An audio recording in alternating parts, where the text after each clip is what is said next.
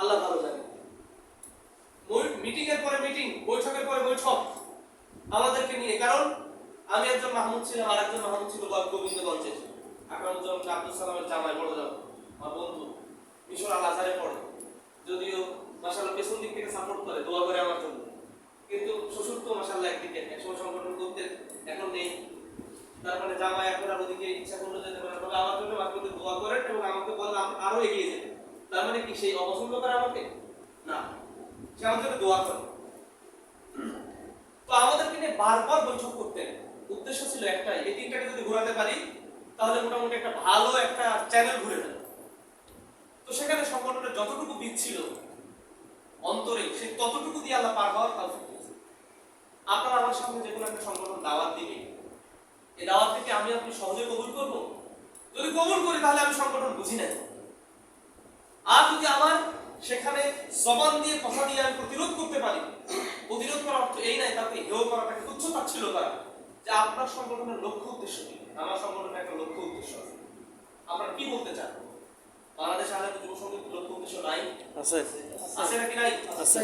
আমরা সবাই বলি নির্ভেজাল তাওহীদের প্রচার ও প্রতিষ্ঠা এবং জীবনের সর্বক্ষেত্রে কিতাব ও সুন্নাতের যথাযথ অনুসরণের মাধ্যমে আল্লাহ ও সন্তুষ্টি অর্জন করা, আকীদা ও আমলের সংশোধনের মাধ্যমে সমাজের সার্বিক সংস্কার সাধন আহলে হাদিস আন্দোলনের সামাজিক ও রাজনৈতিক লক্ষ্য। বিশ্বাস করুন, যদি কেউ এমফিল পিএইচডি করতে চায়, পিএইচডি করতে চায় এই লক্ষ্য উদ্দেশ্যের উপরে, আল্লাহর কসম, তাহলে তিনি এটার উপরে করতে পারবেন ইনশাআল্লাহ। মধ্যে এমন খোরাক রয়েছে 3 লাইন বাক্যের মধ্যে।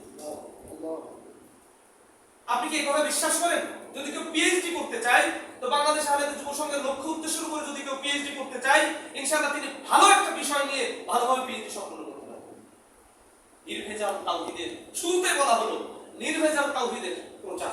তার মানে কি ভেজাল তাওহীদ আছে নাকি নাই? আছে নাকি নাই? ভেজাল তাওহীদ আছে, যে না আমরা আগে হুকুমত কায়েম করব। ইকামতে দ্বীন শুধুমাত্র হুকুমত কায়েমের নাম, সালাত, সিয়াম, হজ, যাকাত এগুলো ট্রেনিং কোর্স। এগুলো কি বলা হয়নি?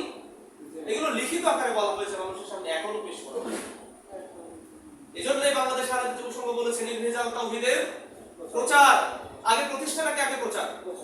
যদি কোনো ভাই বলে যে না আমরা আগে প্রচার করব, প্রতিষ্ঠা করব, আগে প্রতিষ্ঠা করলে আগে প্রচার হয়ে যাবে। নবী মুহাম্মদ সাল্লাল্লাহু আলাইহি ওয়াসাল্লাম তার নবুয়তের দিন থেকে কত বছর ছিল? 23 বছর।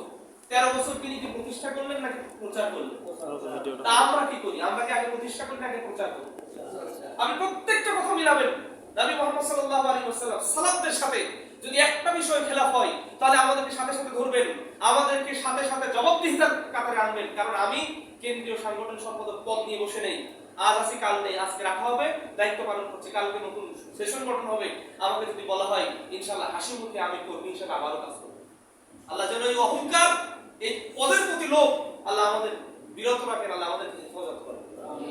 অন্তরের খবর আল্লাহ ভালো জানেন, কখনো কখনো কারো কারো পদস্খলন হয়েছে। এজন্য আমার আপনার বেশি বেশি হিদায়াতের দোয়া করা দরকার। আল্লাহুম্মা ইন্না নাসআলুকাল হুদা ওয়াত তাকওয়া ওয়াল আফাফা ওয়াল গিনা। যদিও তাদের ডানে বামে চলে গেছেন, কিন্তু যুব সংঘ কি সওয়াব থেকে মাহরুম হবে? আমির জামাত কি সওয়াব থেকে মাহরুম হবেন? আজকে যারা বক্তা, লেখক, গবেষক, dozen dozen doctor, PhD holder দেখা যাচ্ছে, এটা কার হাতে গড়া? কার হাতে গড়া? মোহতারাম আমির জামাতের হাতে গড়া নয়।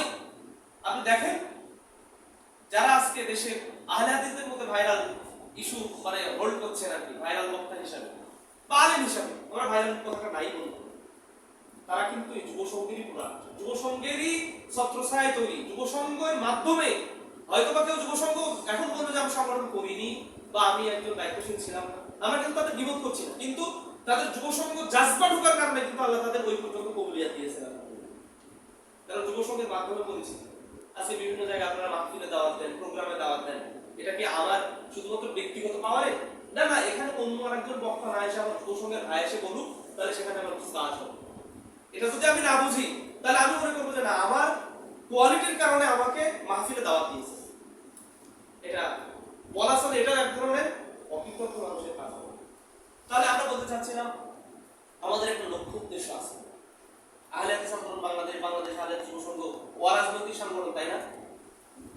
অরাজনৈতিক সংগঠন আমাদের রাজনীতি আছে নাকি নাই? শেষেই বলা হয়েছে যে আহলে হাদিস আন্দোলনের সামাজিক ও রাজনৈতিক লক্ষ্য উদ্দেশ্য শেষে বলা হয়েছে।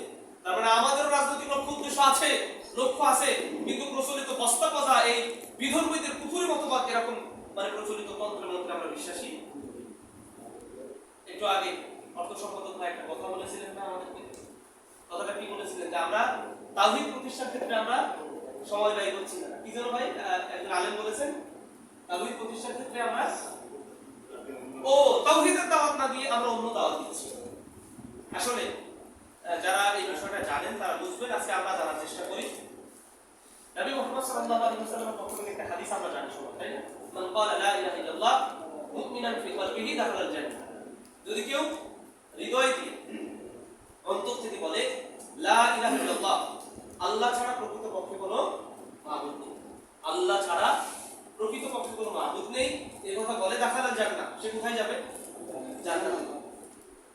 তো এটা হলো কালিমা, কালিমাতুত তাওহীদ কি? লা ইলাহা ইল্লাল্লাহ দাওয়াত। এটাই তো তাওহীদের দাওয়াত, সব নবী এই দাওয়াত দিয়েছে।